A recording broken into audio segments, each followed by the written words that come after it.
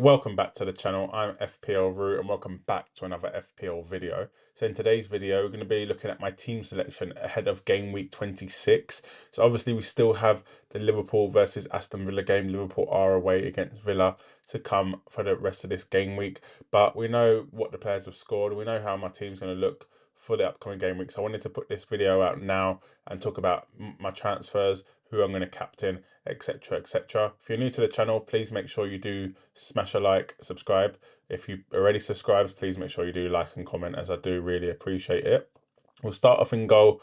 Pickford, no clean sheet, but he made 5 saves, so ended up getting 1 save point, ended up on 3 points. Virgil, to be honest, my whole defence, Virgil, Williams and Robinson, no clean sheets, conceded 2 for Williams, so ended up getting a -1 and got a yellow card for Virgil. So disappointing there, especially with Van Dijk, because Trent did come off before Liverpool conceded, and it was obviously after the 60th minute, so he ended up getting a clean sheet. So a little bit annoying on that one, but I guess it's just one of them things that I couldn't afford Trent at the time, and yeah, had to go for Virgil. So yeah, one of them things. Midfield, Rodgers and Palmer again looking not the best, to be honest, especially Palmer. I'm a little bit worried, but I think with Chelsea's fixtures should have to keep him really. Rodgers still got another game, so hopefully he does deliver in that one. Dango, my transfer in, brilliant goal scored, no bonus though, which was disappointing, but yeah, really happy with the goal scored, and especially since he outperformed Cliver and Semenyo, so really happy with him. Salah managed to score a goal and 1 bonus. To be honest, he had a penalty awarded that was disallowed by VAR. He also had a goal disallowed by VAR for offside. So probably on another day could have walked away with 3 goals, but to be fair, they were both the right decisions, obviously. So I can't really complain. Plus, he's over 200% owned for my team, so that means any points he scores, I'll lose rank, but obviously I still want my players to do well. But yeah, so really a goal is not the worst result for me. Up front, Chris Wood delivers again, goal, 3 bonus, 9 points. There were some people talking about benching him this game week, and I'm so glad I advised not to bench him. So hopefully you listened to me and you played him in your team. Isak, 2 points, disappointing, and Ollie Watkins with a 9-pointer. He was one of my transfers in as well with Dango. So both of them two have done really, really well for me. He's got a 3 bonus as well and another game. So brilliant from Watkins. And Slot, who I did bring in, ended up on 6 points, a win, and then 2 goals scored. Disappointing again not to get a clean sheet, because that would have meant Virgil points and Slot points, but again, I can't really complain with 8 points. Hopefully he can add another 8 or more in the next game against Villa. Let me know what you scored in the comment section below. Obviously, we've got another game to go. 62 points I scored, and I managed to climb about 100k in the ranks. Really happy with that. Hopefully, good performances from Virgil. Obviously, Slot can keep a clean sheet as well. That'd be great. And maybe Liverpool score a few goals that are not Salah. And then, yeah, Watkins as well, if he can get a nice goal. If Liverpool don't end up keeping a clean sheet, that'll be good. Anyway, let me know what you scored in the comment section below, and we'll move on to my team selection ahead of game week 26. Yo, it's FPL Root bringing you the stats, top picks, hot tips, all the league facts. They say Root got that solid flow. Subscribe, hit the bell. Welcome to the show. So we'll start off with Pickford. He does obviously keep his space in my goalkeeper slot. I'm not taking him out. To be honest, since he's come in, he's done very, very well for me. He got a clean sheet against Leicester, a few save points as well, and I do really like the look of Everton at the minute. They've won 4 of their last 5 games with a draw against Liverpool in there. So for me, Pickford is staying in. His ownership is not too high, and I think he's going to keep delivering points. He's got Man United at home, which I'm not worried about at all. I can't see anything but an Everton win in that game, to be honest with you. The way Man United are playing at the minute, and Everton are on form. So yeah, for me, that's a clean sheet waiting to happen, and yeah, happy to own him for that, and to be honest, for most of the season. In defence, we've got Virgil, City away. To be honest, not ideal, and Liverpool haven't been keeping many clean sheets recently. Their last clean sheet was game week 24, but in the first game against Bournemouth. But in terms of this season, he's done great, don't get me wrong, 10 clean sheets, but it's not a guaranteed clean sheet from Liverpool, and I would like Van Dijk to start scoring a few more goals, to be honest with you. I was hoping for a double game week goal and he's obviously got one more game left out of the 2 game weeks. But 1 goal, 1 assist this season is a little bit disappointing, considering there are some other defenders out there like Gabriel, etc., who have got many more goals than Virgil. Nico Williams up next for Newcastle away. Not the best fixture, but last time Forest lost, they won 7-0. So I'm hoping they can come back and yeah, do well. And Nico Williams, although they do have tough fixtures coming up with Newcastle away, Arsenal at home, City at home, they do have Ipswich away in game week 29. And I don't think I'm going to be free hitting. So I'm going to need Nico Williams for that game. There is obviously a chance to maybe take out a Stupinan, who has Southampton away, but he's injured, and bench Nico Williams. But for now, I'm going to keep him in.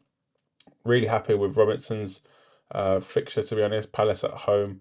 Palace have been up and down all season. Fulham do look very, very solid. They got a good win against Forest and a good win away at Newcastle recently. And to be honest, I do think this is going to be a tight game. I think Palace are one of them teams that can just turn up whenever. But Robertson, with his assist record, 10 assists, yeah, he's absolutely smashing it this season. There's no way I'm going to be benching him. Overall, in the defence, I'm not overly happy with Williams and Virgil. There is an opportunity to take out Van Dijk. I don't think at all. I don't really think that's a bad move. City away, Newcastle at home, but then they've got Southampton at home right before the blank game week. And for me, I know it's bad to say. I think that Southampton at home game is a guaranteed clean sheet, and to be honest, that Newcastle at home game potentially could be a clean sheet as well. So for me, Virgil stays in for now, but he could be the one to go. But we'll discuss that later on in the video. Let's get on to the midfield. Again, Mo Salah, goal, another goal. Hopefully he can. Well, depends on, I guess, if you've got him captain, etc. For me, I'd rather him not do well because he's over 200% ownership, which means people have got him triple captain, etc. around me in the league. So for me, I'd probably rather him not do well. But yeah, what a player. 23 goals, 14 assists this season, 25 starts, almost a goal a game, almost an assist. Well, an assist every other game at least.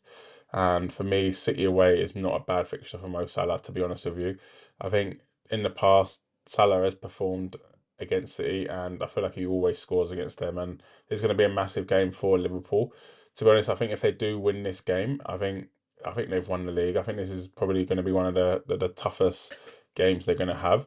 They also go to Arsenal game with 36, but for the next 5 or so games, this is definitely the toughest game they're going to have. So if Arsenal are going to get back into it, they're going to need City to do well in this game. But I just can't see anything but a Liverpool win, considering I know Liverpool have a game against Villa midweek, but City go to Real Madrid midweek as well. So it's going to be a tough one for City to get up for this Liverpool game, I feel like.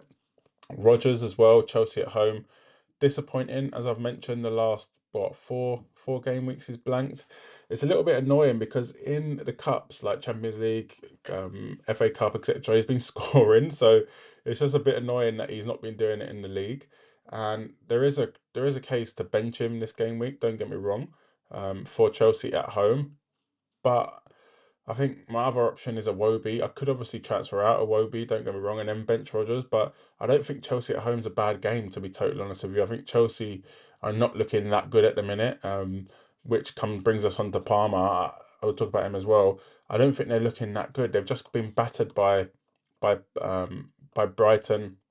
Palmer's only got 1 assist in the last four, talking about him, but if you do own Chelsea players, on a little bit of a side note, I'd be keeping them because I've got Villa away, Southampton at home, Leicester at home. So for me, Chelsea players stay in. However, I wouldn't mind any of my players playing Chelsea at home at the minute, and that's why I'm keeping Rodgers. And again, I guess that's why I'm keeping Cole Palmer. Dango is my vice captain this game week. What a player. What a finish. I don't know if anyone saw his finish for that game against Southampton. He's down as a midfielder as well. He's only 2.9% owned, so massive, massive differential.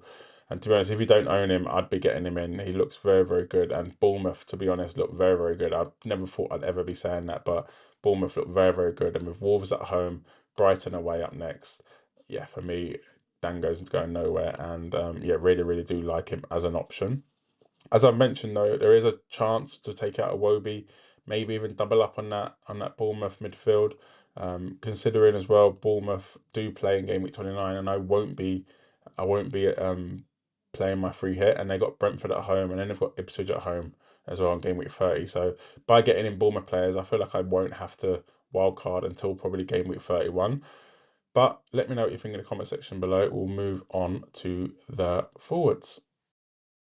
Two of my forwards do play each other, Isak and Chris Wood. Isak has the home fixture, but to be honest, at the minute, Newcastle are throwing me off a little bit. Game week 24, lost to Fulham at home, and then got absolutely battered by Man City 4-0 away from home. Isak has blanked in both of them games, but we know Isak. We know when he does blank, he does come back with a brace, and he's again smashed it this season. 17 goals, 5 assists. I don't think this is a great game for Newcastle, to be honest, but I feel like if they want to get top four, they're going to have to beat Forest. And after that, they do play Liverpool away, West Ham away. So there is an argument to say maybe take out Isak now for a striker that has better fixtures. But for me, Liverpool and City play each other. Um, there's not really, Arsenal have no strikers, Spurs have no strikers. Um, Strikers are a little bit limited at the moment. You could go for Vissa, but yeah, for me, I'm keeping in Isak. I don't want to complicate things. I know he's going to score goals, and 58% owned as well is a little bit scary, but he's staying in my team until he does blank. Chris Wood, again, you could argue Newcastle away, Arsenal at home, City at home in the next three are not the ideal fixtures for him. But with that Ipswich away game in 29, there's no way I'll be taking him out. Even when they do lose, he scores as well. He scored against Fulham in game week 25. 18 goals, 2 assists for him this season. He's on fire, honestly. You can't stop scoring, the guy. And brilliant, again, brilliant finish for him from him in that game. I know they did lose and against Fulham, but Fulham's not an easy place to go. So Chris Wood, yeah, going nowhere for my team, and I do really like him. I wouldn't be bringing him in, no, disclaimer, I wouldn't be bringing him in. If you own him, definitely keep. I own him, so I'm definitely keeping. Ollie Watkins, brilliant as well. Goal in his game back from injury. He didn't actually miss any Premier League games. He came off at half time against Wolves in game week 24, but he didn't actually miss any Premier League games. Came straight back in against Ipswich, and I can see him starting against Liverpool and then Chelsea at home as well. I think will be a good game for him. Obviously, Villa drew against Ipswich, which was a bit of a disappointment for Emery owners. But as a Watkins owner, I'm more than happy to be playing him in this game, as I've said with Rodgers. Ideally, it's not the best double up to have, but there's always a way, as I said, a way we can come out and play for instead of Rodgers, or substitute him out and play play instead of someone else, because Iwobi doesn't really fill me with confidence at the minute.